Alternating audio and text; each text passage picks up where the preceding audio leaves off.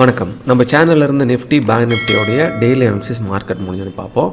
So நேற்று வீடியோவில் சொல்லியிருந்தோம், நிஃப்டி வந்து இந்த லோவை கீழே பிரேக் பண்ணாத வரை அது மேலே போகிறதுக்கான வாய்ப்புகள் தான் இருக்குது அப்படின்னு சொல்லியிருந்தோம்.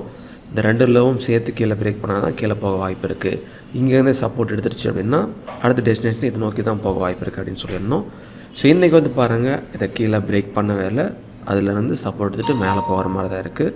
ஸோ பார்ப்போம், அடுத்து இந்த ஹையும் தாண்டி அங்கே வந்து சப்போர்ட் எடுக்குது அப்படின்னா அடுத்த டெஸ்டினேஷன் இதை நோக்கி தான் வந்து போக வாய்ப்புகள் வந்துருக்கு.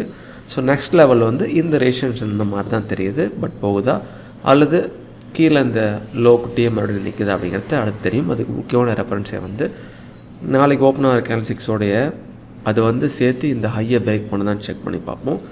அப்படி பிரேக் பண்ணி க்ளோஸ் ஆனிச்சு அப்படின்னா கன்ஃபர்மேஷன் கிடைச்ச மாதிரி ஆகிடும். தொடர்ந்து மேலே போகலாம், என்ன ஆகுதுன்னு பார்ப்போம். Immediate resistance level and support level. So இங்கே வந்து நம்ம ஒவ்வொரு ரேஞ்சும் செக் பண்ணிக்கலாம். ஒவ்வொரு ரேஞ்சும் மேலே பிரேக் பண்ணுதா கீழே பிரேக் பண்ணுதா அப்படிங்கிறத நம்ம பார்க்கணும். ஸோ டைரெக்டாக கீழேருந்து இந்த 22,858லேருந்து சப்போர்ட் எடுத்துச்சு அப்படின்னா ஃபஸ்ட்டு ரெசிஸ்டன்ஸ் லெவல், அடுத்த ரெசிஸ்டன்ஸ் லெவல். ஒருவேளை அது பிரேக் ஆகுதுன்னா அடுத்து கீழே. அதே போல் தான் இந்த ரேஞ்சை வந்து ஏதாவது ஒரு சைடு வந்து பிரேக் அவுட் ஆகணும் 1 ஹவரில். So Appar side weak, lower side weak ரெண்டுமே முக்கியமான ரெஃபரன்ஸு. ஒருவேளை டைரெக்டாக இந்த ரெசிஸ்டன்ஸ் போயிட்டு அதை தாண்டி சப்போர்ட் எடுக்காமல் ரிஜெக்டும் ஆகலாம். அதனால் அந்த ரேஞ்சை வந்து எந்த சைடு பிரேக் அவுட் ஆகுது அப்படிங்கிறத நம்ம செக் பண்ணிக்கலாம். அதுக்கு முன்கூட்டியே பார்க்குறதுக்கு வந்து சி பேரை நம்ம செக் பண்ணலாம். வெரி நேரோ சி பேர் வந்து இருந்துகிட்ருக்கு. ஸோ ஓவரால் புல்லிஷை வந்து ஆல்ரெடி நம்ம இண்டிகேட் பண்ணிகிட்டு இருக்கிறதுனால ஸோ இங்கேருந்து சப்போர்ட் எடுத்துச்சு அப்படின்னா அது R1 போகும். R1லேருந்து சப்போர்ட் எடுக்குதுன்னா R2. ஸோ ஓவரால் சி பேருக்கு மேலே ஓப்பன் ஆகிட்டு அது கூட சேர்ந்து R1ஐயும் பிரேக் பண்ணது அப்படின்னா வெரி நேரோ சி பேர் கூட இந்த ப்ரீவியஸ் R1ஐயும் தாண்டி அதை பிரேக் பண்ண சமயத்தில் நல்லா வந்து மேலே போகலாம்.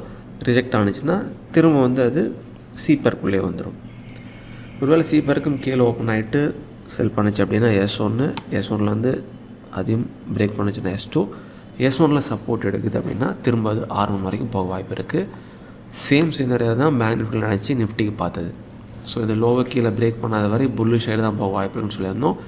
நல்ல நீளமான புல்லிஷ் கேண்டில்ஸ் வந்து ஃபார்ம் ஆகிருக்கு. ஸோ அதோட அடுத்த டெஸ்டினேஷன் ஃபஸ்ட்டு இந்த ரேஷன்ஸு, அதுக்கப்புறம் எடுத்த ரேஷன்ஸ். இந்த லோவை கீழே பிரேக் பண்ணால் தான் நம்ம அடுத்து வந்து நம்ம செக் பண்ணணும். ஸோ ஓவரால் இந்த பிரேக் பண்ணி மேலே போகுதா அப்படிங்கிறத நம்ம செக் பண்ணலாம். 1 ஹவரில் immediate rations level and support level. மேலே பிரேக் பண்ணி சப்போர்ட் எடுத்தால் இந்த ரேஞ்சு, கீழே பிரேக் பண்ணால் கீழே இருக்க ரேஞ்சு. ஸோ அதனால் ஒவ்வொரு ரேஞ்சிலும் சப்போர்ட் அண்ட் ரேஷன்ஸ் ரூலை பயன்படுத்தி ஸோ எங்கே ரிஜெக்ட் ஆகுது, எங்கே சப்போர்ட் எடுக்குது அப்படிங்கிறத செக் பண்ணி கன்ஃபர்மேஷனும் செக் பண்ணுறது நல்லது. ஹையர் வேல்யூ சி பேர் புல்லிஷு, சி பேருக்கும் மேலே தான் வந்து க்ளோசிங் ப்ரைஸ் இருக்குது, அதுவும் புல்லிஷ் தான். ஸோ நேற்று வெரி நேரோ சி பேர் அப்படின்னு சொல்லியிருந்தோம். சி பேரில் சப்போர்ட் எடுத்தால் R1 R2ன்னு சொல்லியிருந்தோம். பாருங்கள், அந்த ரேஞ்ச் போயிடுச்சு. போய் அந்த R1 ரேஞ்சிலே தான் R1 R2 அந்த ரேஞ்சில் தான் வந்து இருந்துகிட்ருக்கு. அதனால் இன்றைக்கி வந்து இந்த சி பேருக்கு மேலே ஓப்பன் ஆகிட்டு சப்போர்ட் எடுத்தால் R1 தாங்க R1 ரிஜெக்ட் ஆன சி பேர். அப்படியே சி பேருக்கு கீழே வந்து ஓப்பன் ஆகிட்டு செல் ஆனிச்சுன்னா S1 கீழே பிரேக் பண்ணதுன்னா S2, S1லேருந்து சப்போர்ட் எடுக்குதுன்னா திரும்ப வந்து R1 வரைக்கும் போகலாம். ஸோ இதுதான் வந்து கண்டிஷனு.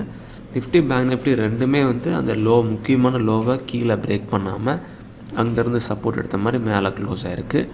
அதோடைய அடுத்த டெஸ்டினேஷன் அடுத்த ரெசிஸ்டன்ஸ் லெவல் நோக்கி போகுதா அல்லது தடுமாறுதா அப்படிங்கிறத சி பேரோடைய அந்த மேலே ஓப்பன் ஆகுதா கீழே ஓப்பன் ஆகுதா, 1 ஹவரில் எந்த ரேஞ்ச் பிரேக் அவுட் ஆகுது அப்படிங்கிறத வச்சு நம்ம செக் பண்ணிக்கலாம். இது கூட உங்களோட ரிசர்ச்சும் பண்ணுங்கள், எல்லா வீடியோ பாருங்கள், பார்த்துட்டு உங்கள் சொந்த மொழி ஸ்டார்ட் பண்ணுங்கள். மிக்க நன்றி.